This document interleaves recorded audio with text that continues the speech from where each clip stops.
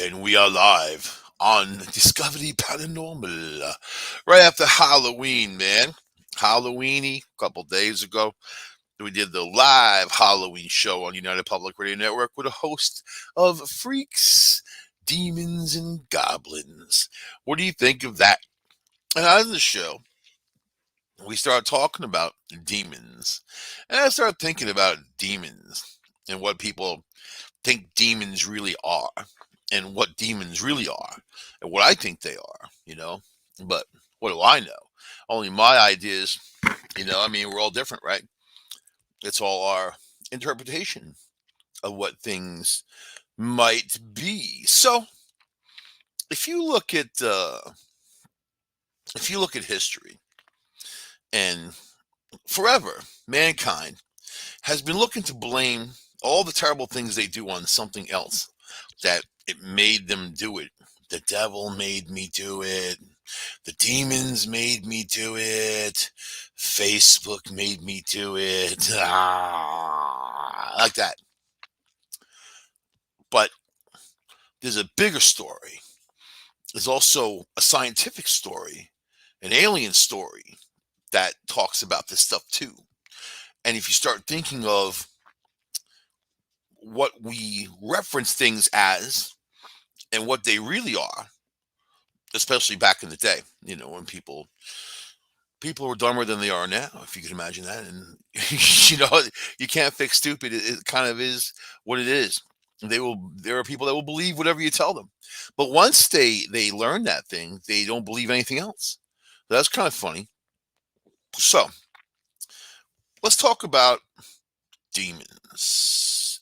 People say, I'm a demonologist. Met this dude in the ghost hunting world. He told me he was 18 years old and a demonologist. I'm like, wow, you got a lot of experience. You don't have to be old to be a demonologist, man. Okay. And it's kind of funny. He was the first guy that went running out of the building. And it was funny because he had all these tattoos on his head of all this like weird stuff and symbols. And I'll tell you, man, all that means nothing. All that has a value of nothing. The people that live within that box and tell themselves that it does, they're they're idiots. It's like the crystal skulls, right? A long time ago on Yahoo groups, this is how long ago it was. These people hit me up and what was I doing there? Yeah, I guess I started doing paranormal investigations, so I was already doing it for a couple of years. These guys hit me up and I looked for tend to look for people who are more local to see if they had investigations, what was going on, and then we were all making a name for ourselves, just doing our thing, helping people out and all that stuff, which was cool, and that was the name of the game, really, and to learn things. So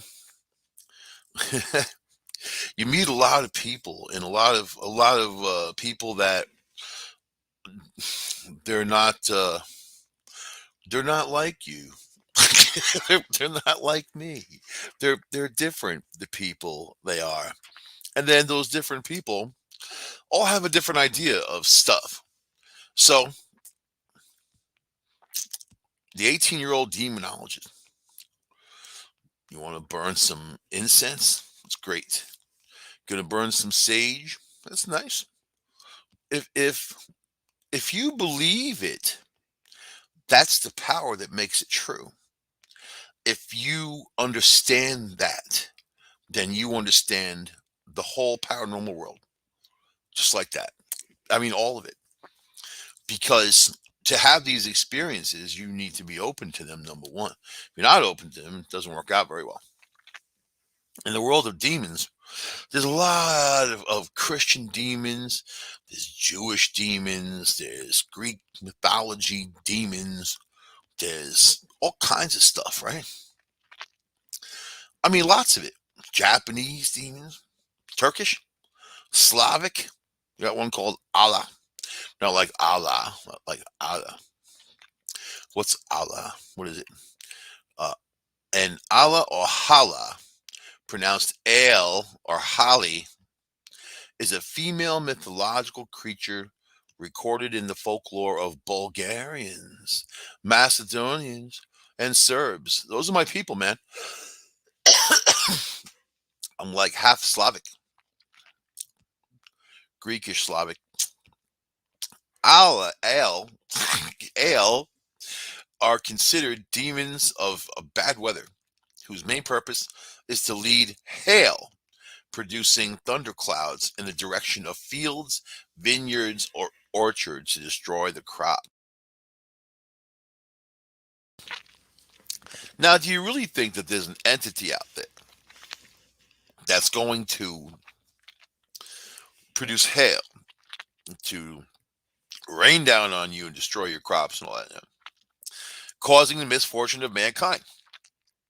So, but there's a main theme that anything bad that happened, they blamed it on the demon.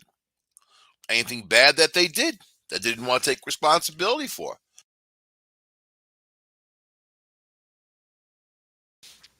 demon made me do it. It was the demon. So, like this, right? What is it? Let's see.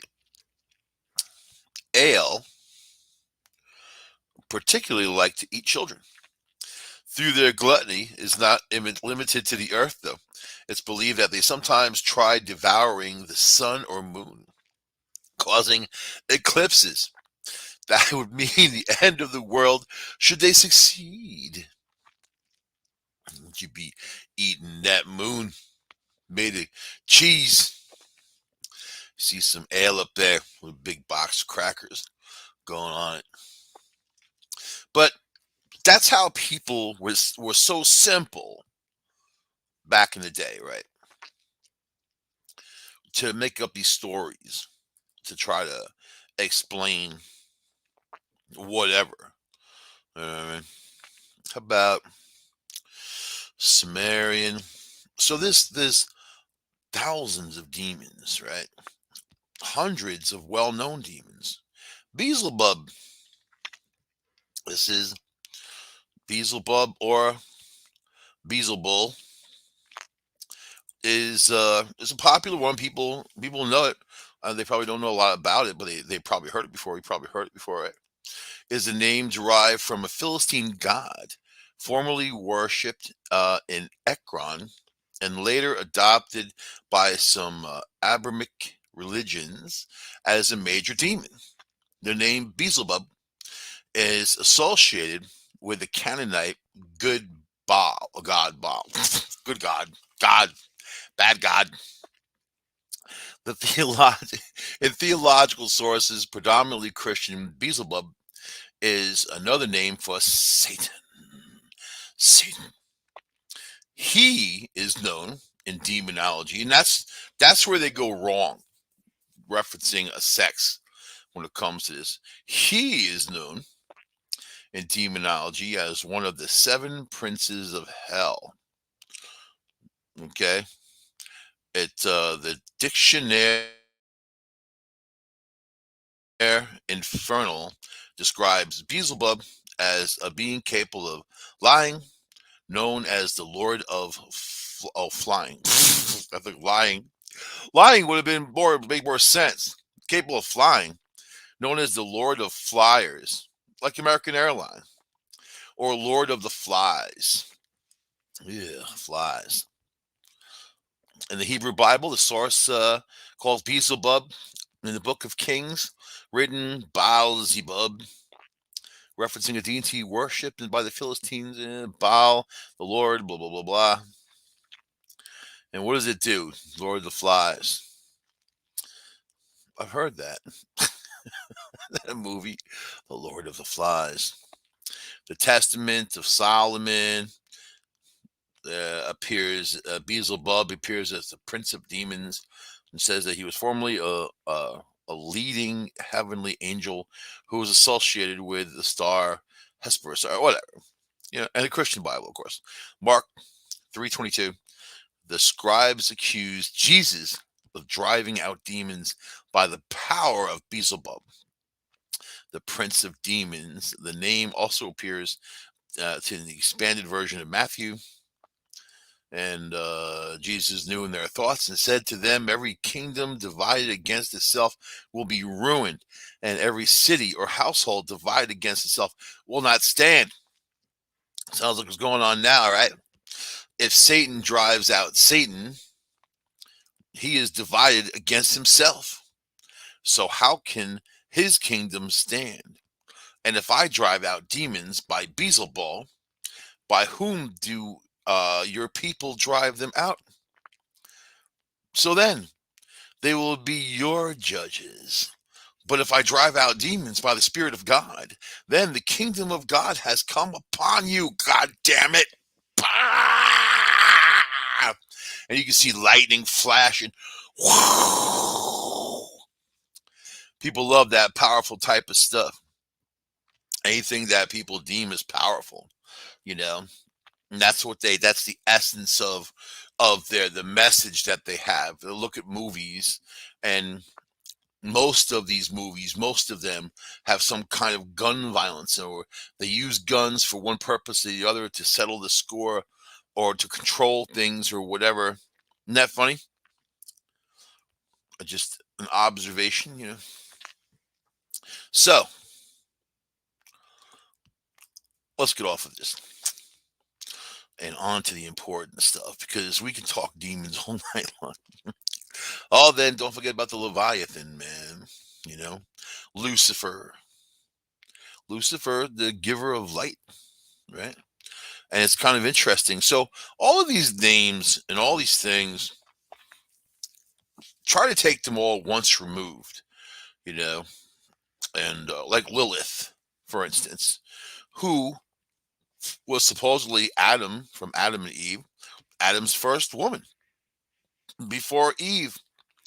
I say this to people, even Christians, and they laugh. Oh, there was no one before Eve. You have been grossly misinformed. My priest told me so. It's written right there in the Bible. It's written right in the Bible. Tried to hide Lilith. They reference Lilith as other, a demon that was spawning demons, you know, and basically any hag or any kind of like thing like that would be attached to Lilith. And it's interesting because in the Jewish Bible, and when they talk about Lilith, and they only gave her a couple of lines, you know, the history is that Lilith was made from the dust of the earth, right? And she and Adam were together. Lilith wanted to be on top, as it were. She wanted to be an equal to Adam. And then apparently God wasn't having it. So cast Lilith out of the Garden of Eden. She's sitting there on the other side of the wall, whatever it was, the fence. And here comes the 12th rib and makes Eve from Adam, right? If you think of the story scientifically, it's pretty interesting about DNA and being able to create pretty much anything you want if you have that proper technology. You know, I don't know. There's a lot of things you could associate with this anyway. So then at some point, Lilith was outside, kind of just crying. Adam kicked her out, or God kicked her out. Adam wanted her back, especially now since he had the other one, then he'd have two. And then boom. So then Eve felt bad for Lilith, and she went outside the Garden of Eden to console her and sit there talking to her. Wouldn't it be funny if they ran off as lesbians, man? The ultimate, the ultimate story. The greatest story ever told. But to me, it's funny because I can link technology to all these things.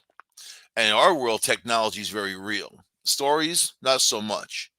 Technology, yes.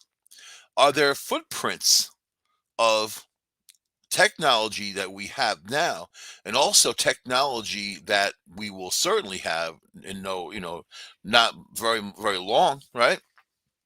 Working for those goals. Is it wrong to think that all of these stories came about because of the limited interpretation of people at the time and what they were witnessing? And they just didn't know how to put it into words when it came to people or whatever. Because most of these demons that are listed uh, had some kind of purpose about them, and they helped mankind develop. So think of that. So how's this? The earliest accounts of demons having relationships with humans in Jewish and Christian traditions come from the book of Genesis, right? Where it all began. Genesis. Early night. Hold on. That's some. I can feel it coming in the air at night. Hold on. Hold on. So, the book of Genesis, which details the origins of the world of the earliest history. I'm sorry. That's what you get when you listen to this show. All right. So, but Genesis, which details the origins of the world of the earliest history of humanity, sort of, it does, but it jumps around. And sometimes when they talk about an age or something, a lot of years move between that age, you know. And then when you start thinking of Noah and Noah's father, Methuselah, or his grandfather anyway, when you look at the hierarchy going all the way up to so-called Adam, you definitely see a real close relationship between these people. But then their mission was to populate the earth. It was for no other thing.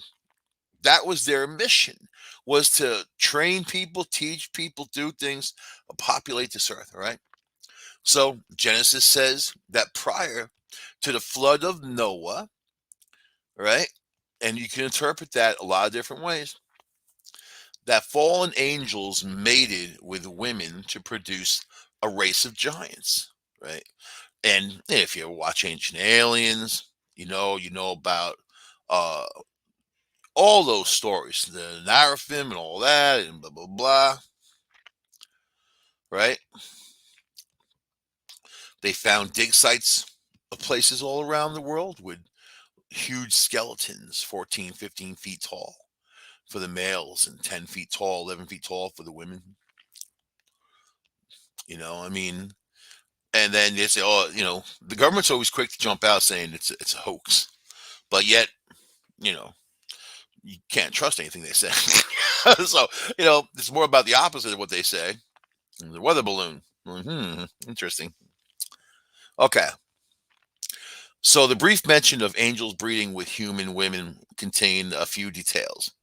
It was left to later writers to fill the gaps. So forget about the embellishments from later writers, right? Because the Bible's full of that.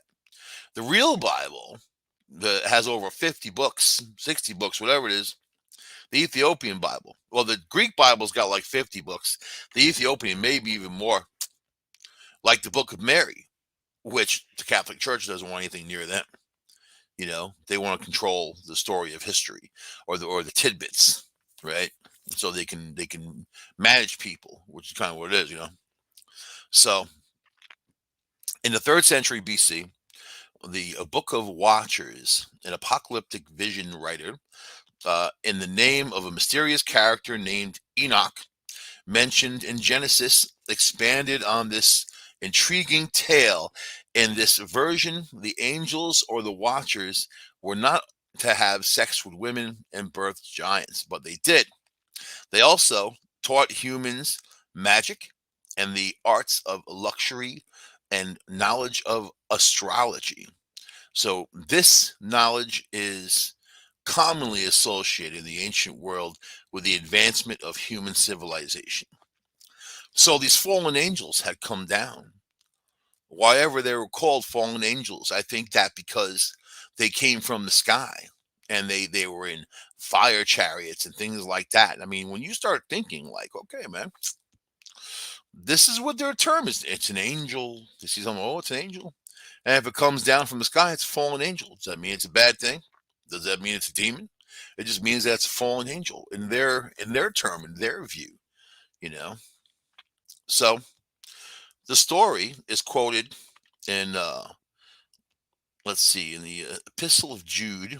Jude cites the Book of Watchers is an attack on perceived opponents who he associates with demon knowledge. Christians in the second century AD, such as the influential theologian Tertullian of Carthage, treated the text as scripture, though it is only considered scriptures now for some Orthodox Christian communities. Let's see. Tertullian retells the story of the Watchers and their demonic arts as a way to discourage female Christians from wearing jewelry, makeup, expensive clothes. Fail. You failed on that one. Dressing in anything other than simple clothes, like a potato sack, means that that one is under the influence of demons. So automatically, if you like something, you want something for yourself. It's the influence of demons. Yeah, every time I see an altar in a Catholic church or Christians have it too, all these people have a lot of wealth focused on that altar, especially Catholics. We're doing a lot of gold and jewels and things like that. Real, the same building you're in with all that expensive bling. There are people starving on the steps, basically, or homeless, you know, and that's the duality of this game called religion. But then it's the stories that they make up to control the masses too, right? So if you think that there was an advanced life, right, that would come down to help humans exist and flourish, maybe they had their own selfish part of it too. Maybe they needed to survive too, and somehow that's a symbiotic relationship. We certainly have seen the U.S. government talk about these alien craft that were floating above the limits. They had no real explanation. No, we don't know what it is. They're watching them. They're watching each other. Certainly, they can invade U.S. airspace with no problem. If that was any other country, we would have a missile up the kazoo. So there's definitely life out there that a lot of people won't even understand. But just know that there's something different, and it's not bigger, better, whatever. I don't know. It's just different, and you can judge it for yourself when these things unfold. So, but when it comes to religion, for as long as Christians worried about demons, they also, thought about how to protect themselves from them. So, and then comes money, trinkets and baubles and things that you can buy to keep the demons away. It was a big business, man. You know, the first biography of Jesus Christ, the Gospel of Mark, written around AD 70. Well, who knows really?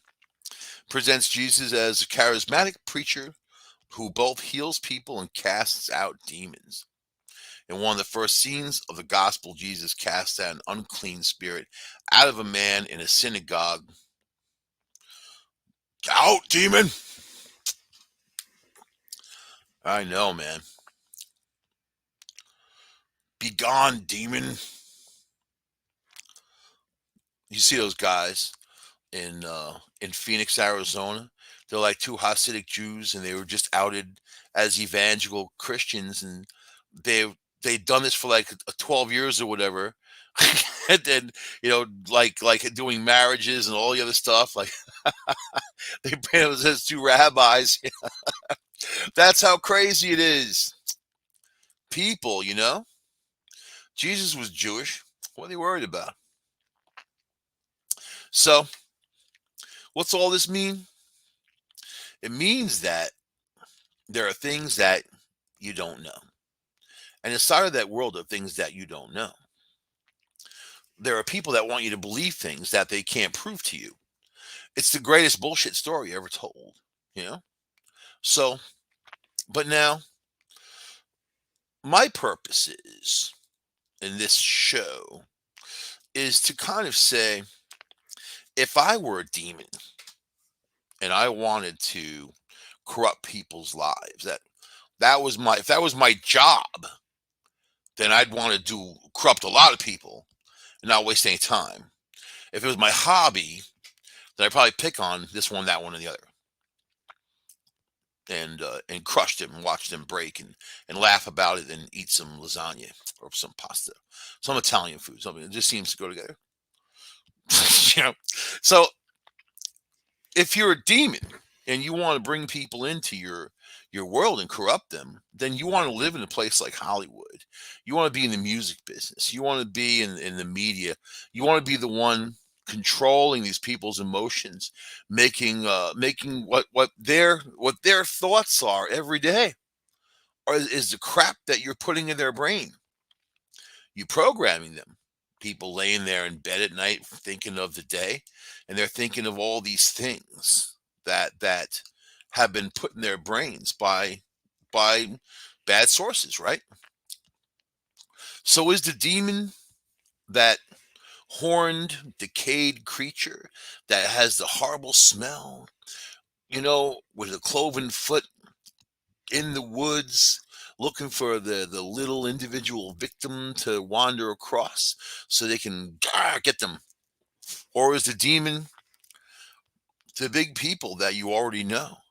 You know, the big CEOs, the actors that are out there, the people that pull you in, and some of them don't mess with people with putting out their so-called message or agenda, right? But a lot of them do. But look at the circle of the world, and I'm not even talking about. I'm not saying like Ben Affleck's a demon. I'm going to say that demon exists in that world, right? And how low you have to go to take part in that world. That to me is a demon. Somebody who makes you lesser of the person you are because of your own desire and greed, or the things that you want for yourself. Just put it that way. You know, Lao Tzu said there's no greater curse than desire. No greater curse than wanting something for oneself, right? So, the term demon is derived from a Greek word, daemon, meaning divine power, fat, or God. Now, those three things are divine power, sure. Fat, God. Fat's supposed to be, the fat people that were painted fat back in the day. They had a lot of wealth because they actually had enough food to eat to become fat. It's like that. The actual translation of demon means replete with wisdom. So, connoting that demons were highly knowledgeable creatures, evident in their knowledge of an individual's secretive sins. Demons were fallen angels who followed Lucifer from his expulsion from heaven by God to hell. But they're wrong, because in the Bible, it doesn't say that Michael, the archangel, took Lucifer and threw him down into hell. It said Michael took Lucifer and threw him down to the earth, right? So look, got that straight. The demonologists heavily believed that the sole purpose of a demon is to tempt humankind into immoral acts and come between humans and God. Now, do you believe that? Demons are usually associated with evil, but in pre Christian and non Christian cultures, demons were and are not necessarily good or evil.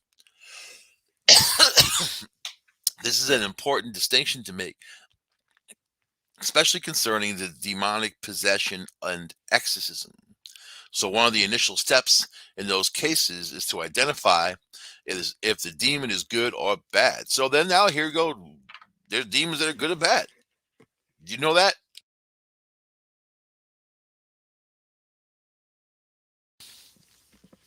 So if the demon's not evil, it still is necessary to exercise them, right? Put them on a treadmill, one of those stairmasters or something. However, it does not become a matter of life or death for the victim. In addition, the exorcist does not place himself in a tremendous amount of danger because they're dealing with that. See, and all these stories are cute and fuzzy, funny, interesting, sometimes horrific. But it goes to show you how limited humans are in their scope of what a demon really is. So do you really think that, here are these demons out there looking to corrupt your crappy life? Is that all they got to do? And if you read the Bible about the good, the bad, it depends on who's telling the story.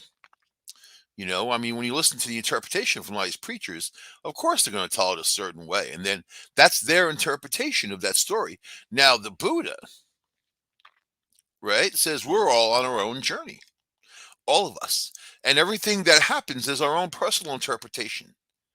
So it's also choices. Do you think people choose to murder somebody? Or it just happened naturally occurring, or the demon made him do it? I remember the son of Sam. That was a big deal. The guy went and killed people. You know, he said a dog told him to do it. A German Shepherd, nonetheless. Now, you know what? If you're going to say that a dog is a demon and telling you to go kill, a Chihuahua is a way better choice for that message than a German Shepherd. You really don't think a German Shepherd is going to dabble in that type of negativity, man? But a Chihuahua? Oh yeah, oh yeah, man, oh man. Even a Corgi, I don't know, man. Corgis are super cute, and I hear they're real mean. I don't know. You gotta start thinking about that. Who the demonic puppies really are. But people think that. They think that people are stupid, and you can't fix stupid. At one time, and here in the United States of America, not even that long ago, they took women and put stones on their chests to kill them because they thought they were witches. And if they died a good Christian. If they lived, they were a witch. That's how stupid people are. And it wasn't until they accused the governor of Massachusetts' wife of being a witch until that thing was over. He's like, that's it. But, you always have to understand you can never underestimate people and what they do and what they think. And when I watch these horror movies, for instance, because Halloween just went through, and there's horror movies on TV, and I'm not into the slasher movies, and not into the blood movies. Zombies are fun. I've seen them all a million times, and I'm done with that. I'm a little zombie burned out. But what do I like? I like just, I've become a terrible YouTube type of mentality where I can only watch something for 5 or 6 minutes and then flip it off, and find something else. And that's my attention span these days for these things, because there's so much content out there. It wasn't like back in the day where we only had like a few channels when I was growing up. We had like 11 channels, and some part of that was like UHF, which was the fuzzy channels that barely came in, or you had to like stand there next to the TV, touching the antenna or whatever to make the thing come in. Things have changed, man. There's a lot of content now, and I don't have cable. I've got Wi-Fi, and I subscribe to a couple different things, and I don't pay much, and I have all the content that I want and more and more. So cable's gonna be a thing of the past. They're full of demons. That's it. So, do you think that you need the threat to make the money? You think that these religious organizations needed some kind of adversary that was also unseen to raise that money, to fight those demons? Give us money, we'll fight those demons, right?